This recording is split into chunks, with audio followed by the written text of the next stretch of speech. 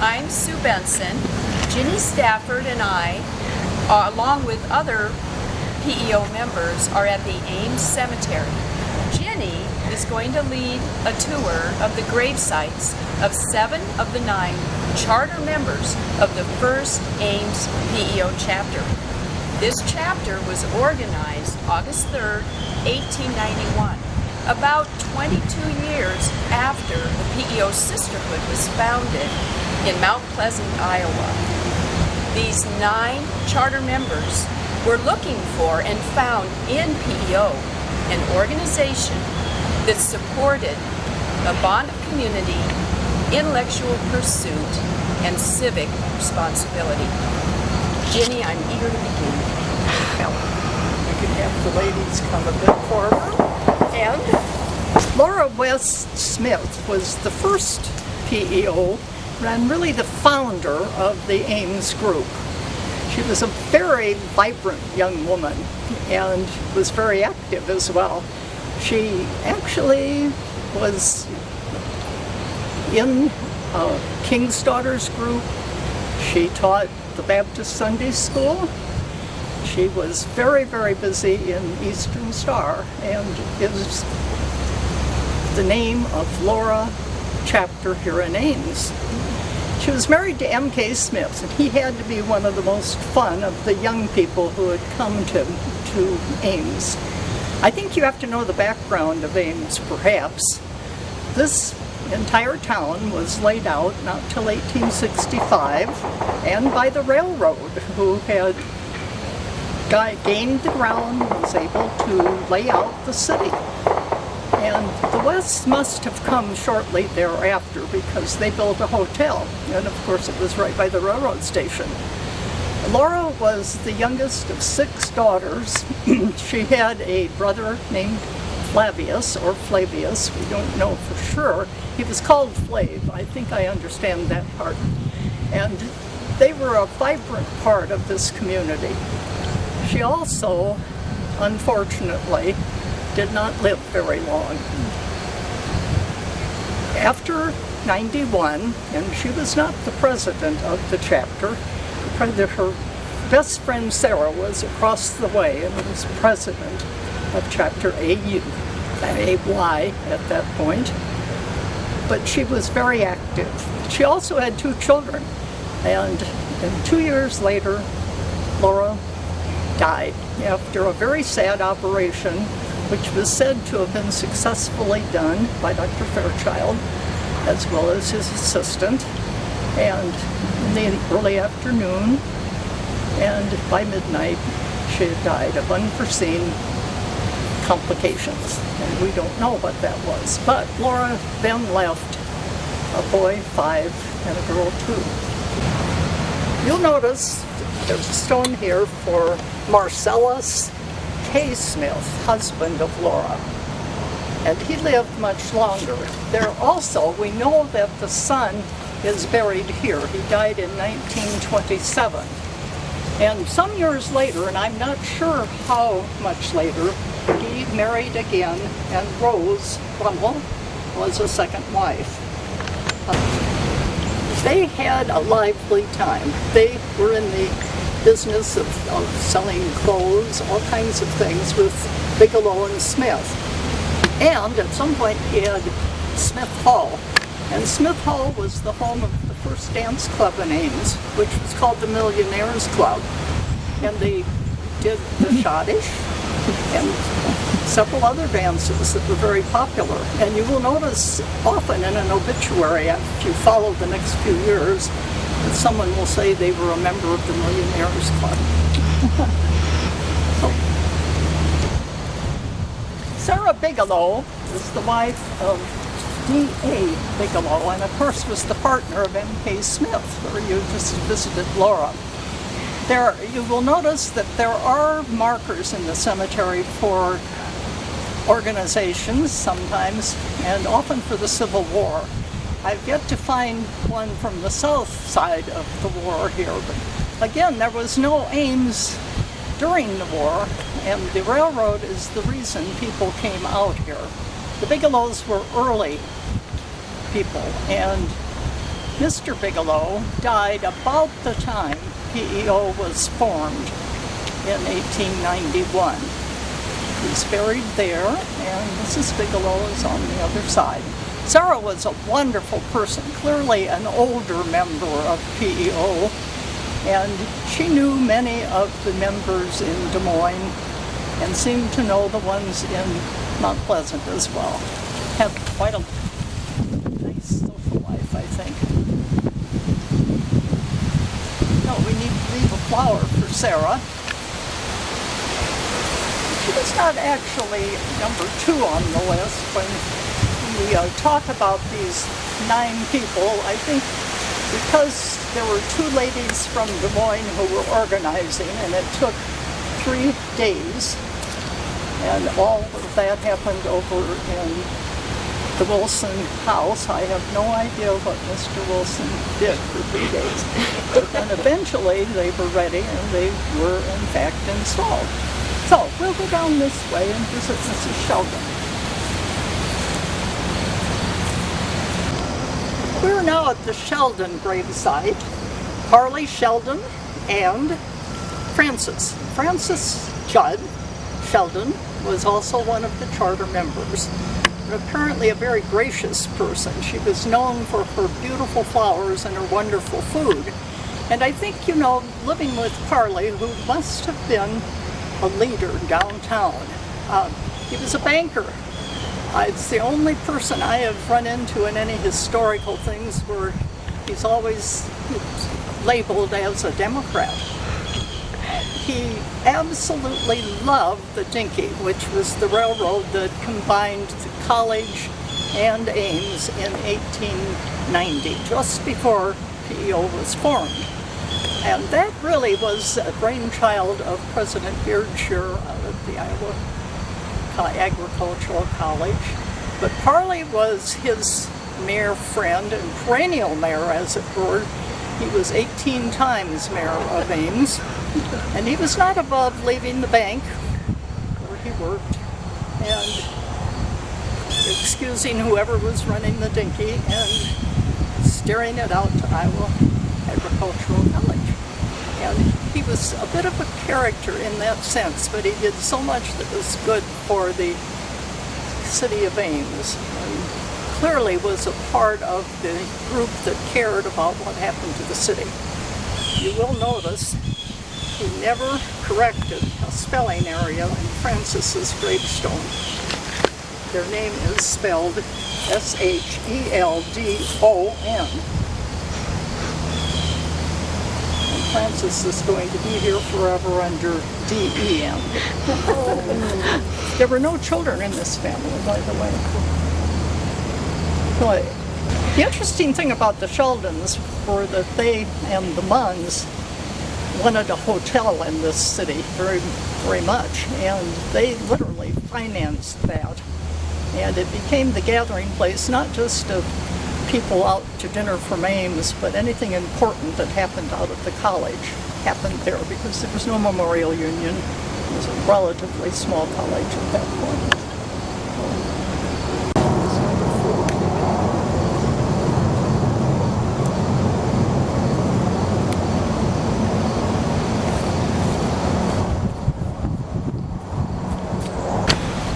We're at the Wilson gravesite of Henry Wilson and his 3 wives, but we are here really to visit Sarah Krager, who was the second P.E.O. in Ames, and Laura Smith's very good friend.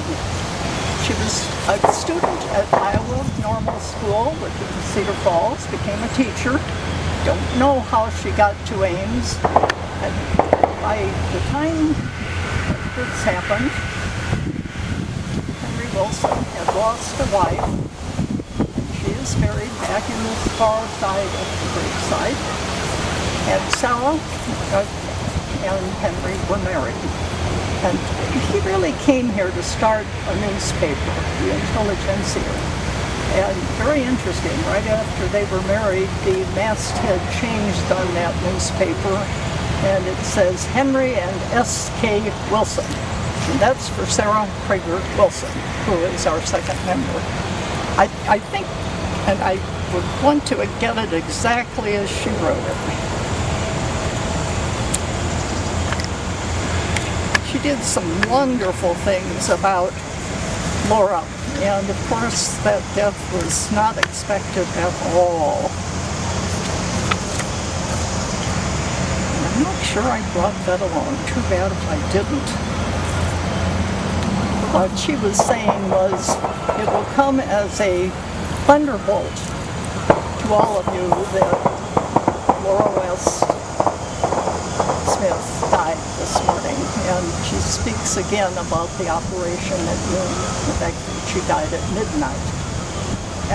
The funeral was held in the home. Not everyone could get in. As you may know, all of these people lived in about 3 streets just over here. Beth, and then of course you have 2 more that have many of the early ones there. You could tell that death was very hard on Sarah. She was an officer of the chapter until 1993. She resigned possibly for health reasons, and she died in 95. Sarah's buried back in this other corner, and we should leave daisies for her.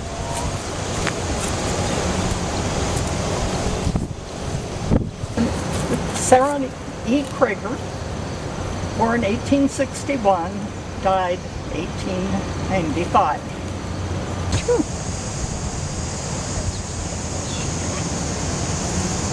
42. Very little carried one. You know how heavy they are. Oh, Margaret Adams at that point. As we go by the Greeley burial spot, you have to remember that they were also very gracious people and social. And one of the wonderful parties described in the minutes is a Halloween party to which they invited the Nevada P.E.O. group. So there were 90 to 100 people there, and they organized games. And the minutes say they discussed all of the refreshments and decided to do the old-timey ones like baked beans and gingerbread. Wonderful. You probably know that she died in 1914 after a long illness. Had expert doctors from Des Moines, all of whom attended the service for her. And her husband first bought the land and then endowed Mary Greeley Hospital. And it was actually dedicated in 1916. And he asked that the P.E.O. singers come and be a part of that program. And many other people spoke, as well as the university president. But he said something like, and you should have the exact quote, and I can't do that, but that any credit I get is not important. I did this for the one I can never forget. I think, if you were married to somebody, you'd really be proud of that. See, okay, part. Yeah. This is Mary R. West, married to Flavius, the brother of Laura, so a sister-in-law. At her dates, these 2 people lived into the 30s and 40s. They'd read the Bible, and then they would read Shakespeare, and they would, they were yearning for a library is what I think they were doing. But, and Mayor West and the rest of the family, lots of them are over on the other section. But this is interesting in that Mary Rockwell came to be a nurse for her uncle. And the uncle was one of the ones who cared for Laura Smith. And Mary Rockwell West married the only boy in the family. She was actually the treasurer and an officer, very, very good, and she was one of the older girls. Agatha was also in the group. I don't know where Agatha is. She's over there somewhere. Maybe we'll find her, maybe. But they moved to Ogden about 3 years later, and then they moved on to Minnesota, And eventually, she ended up in a chapter up in South Dakota. But they always came back to Ames. And these are the 3 children. And there's a boy that died in '86. There's another child who died in '91, just before P.E.O. was formed in Ames. And another one who was a few years later, maybe about 1907. He lived to be 11 or 12. She was a good P.E.O. though. She didn't have a house big enough to entertain, but she was good at bringing food, it sounded like. You would have gates to your family plot and a nice fence. But he has an entrance. He did his best.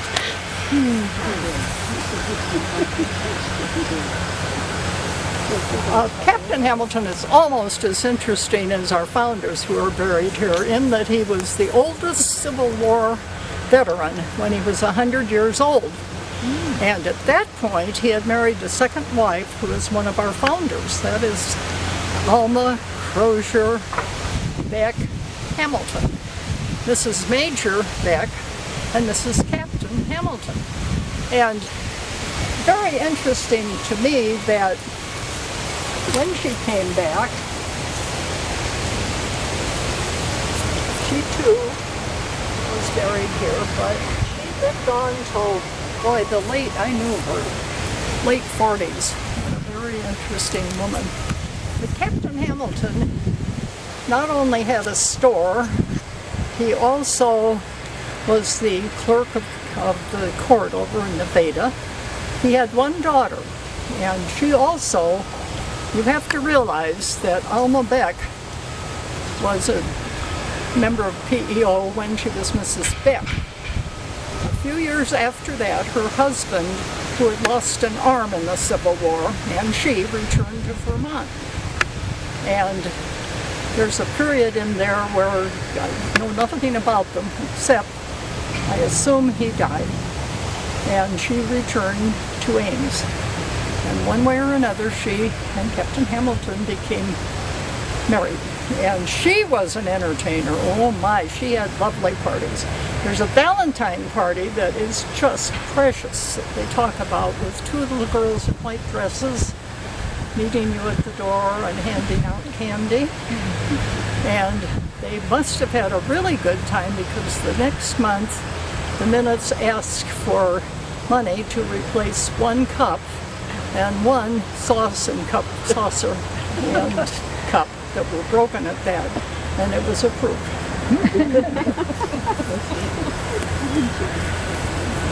So this is Alma Crozier Beck Hamilton, and she deserves flowers. The last person we're going to visit as one of the founding members is Dora Hamilton. She was born in 1865, died in 1927.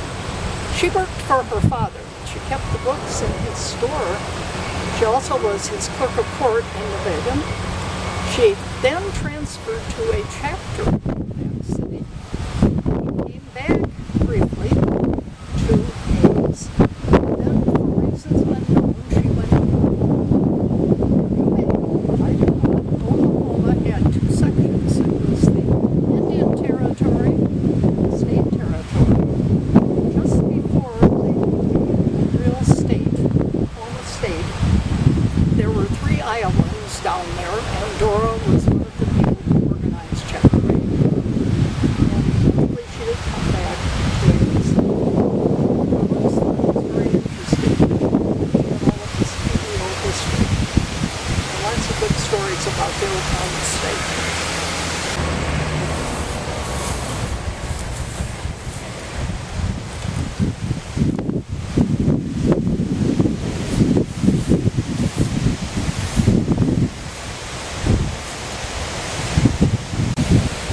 You may want to know that there were 2 other charter members who, Mrs. Santee died of tuberculosis later in those early 1880s, and another one moved away.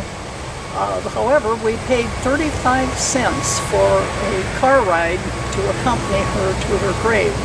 And we're looking for where she might be because that's so interesting. I would tell you that the next month, people who had not been able to be initiated in August and in September were immediately initiated, and they include Mrs. Budd and Etta Budd, if some of you might remember that name. You will think of him as Etta Budd being very interested in forming Phi Delta. She taught Art Simpson. George Washington was her student there. She convinced him he probably couldn't make it as an artist. Why didn't he come home to her dad and get a degree from Iowa Agricultural College? And so he did. And in fact, he was on the staff up there. And there are just so many others equally wonderful. Mrs. Coleman is down that way. Maiden name is Coleman. First person who went to Sarah Porter-Beckwith home, and the minutes show her application for that. And that was for older P.E.Os down in that plaza. And really, the cemetery is full of that. But what's fun to see is that P.E.O. in 1928 started thinking about, did we need another chapter? And in 1932, 4 years later, with many meetings, they decided why didn't they have 2 chapters? So one independent P.E.O. had the right to choose her membership, and Mrs. Stevenson also said she would form the 2nd chapter. Chapter split, and they were very democratic about all of this. Anything in the savings, they split 3 ways according to how many members. They split a number of things and discussed it in some of their luncheons with reciprocity, really, of what they were doing in community affairs. And most wonderful of all, in their wisdom, which I question, they split the list of people buried in the cemeteries here and at college. And not all of them were really HN or HO. And so much later, that was all straightened out, and people decorated the graves, and I think all the founders came back to Chapter 8. But it probably proves, as someone has said, at least P.E.O. might make a mistake, but they always change it for the better. Good comment. Okay.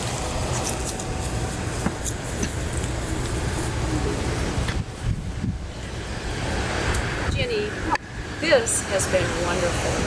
Through your tour, we have become better acquainted with these remarkable women. And we have a better appreciation for our rich P.E.O. heritage.